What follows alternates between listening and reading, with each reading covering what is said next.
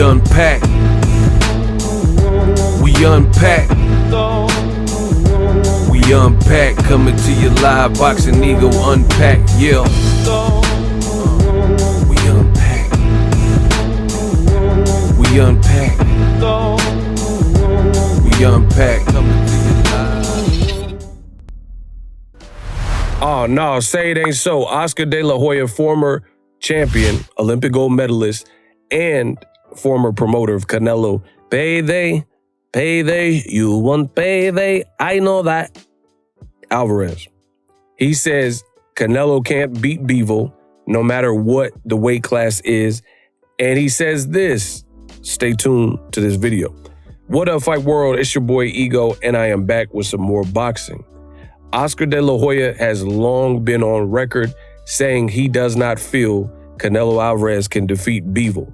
He's saying it again, especially after Canelo's last performance versus John Ryder in Mexico.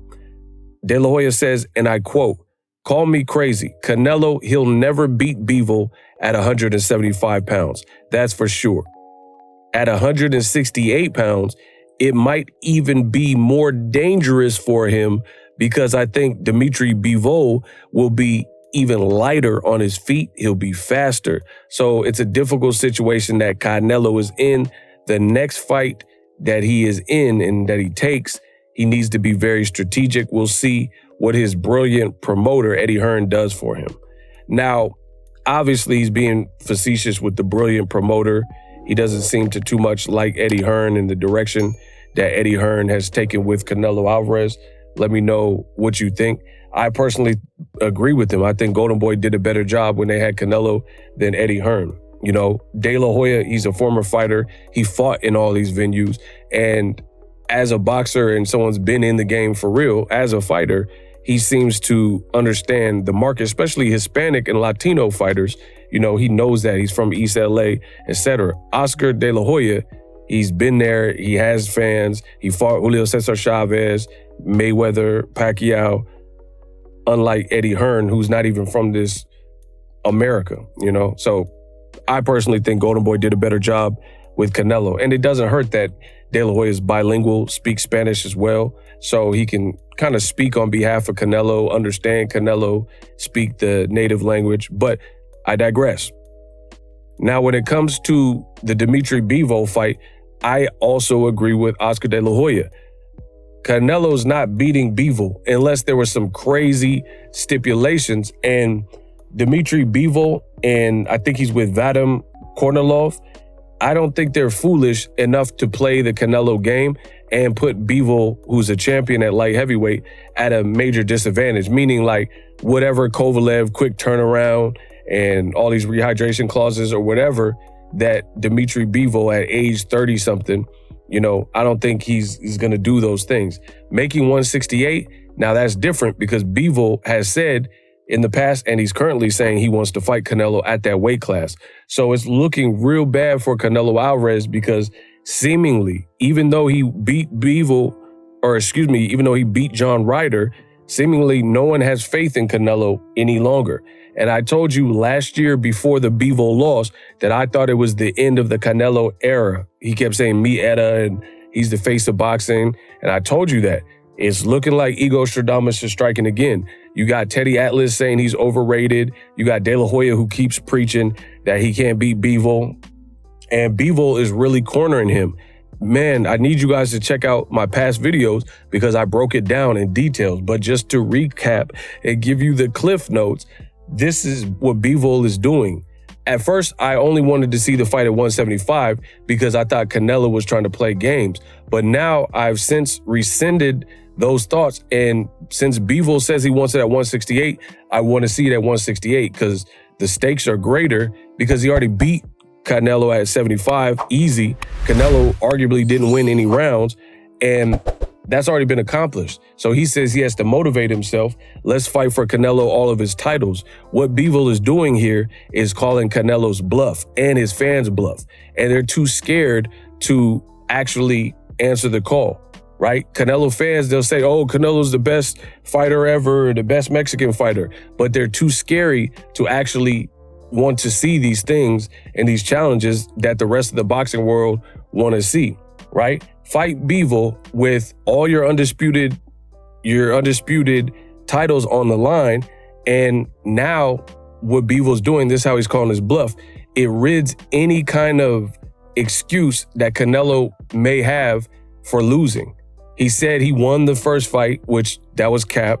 He barely even won a round if he did, you know? So now if you lose at your preferred weight class, you really won't have any excuses. Your fans can't say, oh, he dared to be great. Oh, he's just not comfortable at 175. Oh, 175 is too much weight, ego. Oh, so Bivol is cornering him. And I love moments like this in boxing, not just to see someone lose, because guess what? The fighter, when the world of boxing, the critics, and everybody's against you, these are the moments where you can show, improve, and put up or shut up. So Canelo's next fight is going to determine how confident he really is and how much confidence he has left. Because the whole world of boxing, after you beat John Ryder, doesn't seem convinced. So you have an awesome opportunity to shut up Oscar De La Hoya, shut up Boxingego, shut up Teddy Atlas, shut up Errol Spence, who said that Canelo should avoid the likes of Bivol at 75 and avoid Better Biv, and all the people who think you're washed or you don't have it anymore. Your next move will determine that. And I guarantee you this, if he does not fight one of the top names in his very next fight, because we already listened to the hand injury and surgery and he needs a tune-up with John Ryder. All right, cool. You had your tune-up.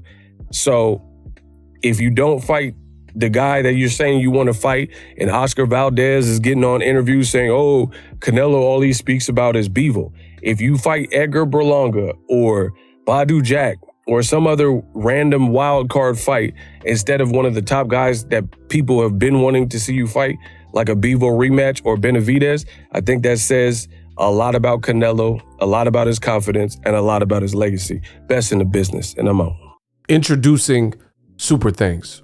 Right here on the official Boxingego YouTube. Super Thanks allows you, the viewers, to show a little bit of extra gratitude, which enables me as a full-time content creator to push out the content you need in the world of boxing. Underneath all the videos, you will see a heart with the $sign in it. You can enter any amount that you find suitable as a super thanks. A brand new interactive and colorful way to get your comments highlighted and noticed by not only myself, but other people on the YouTube platform. Super thanks, a unique and cool way to show and applaud us full-time content creators. Hopefully you guys enjoy the content. Super thanks. The future is now. The Hibernation 5s by Kenichi Bear. Hybrid gaming and lifestyle headphones. Out of the box, you can connect to any console or PC. Bluetooth ready with a low latency USB adapter, color RGB, and extreme bass mode. The Hibernation 5s adjust to you. Whether you need a gaming, travel, gym, or lifestyle headphones, the Hibernations got you covered. The new Hibernation 5s, link in the description. Customize the way you hear the world. Welcome to the nation. Are you tired of your YouTube videos not getting any views? Well, consider TubeBuddy. I've used TubeBuddy for years to scale up my YouTube channel. Now we're sitting over 200,000 subscribers. TubeBuddy is a browser extension that offers a ton of built-in productivity and time-saving services to take your channel to the next level. Use my link in the description to get started with TubeBuddy and level up your channel faster. We working.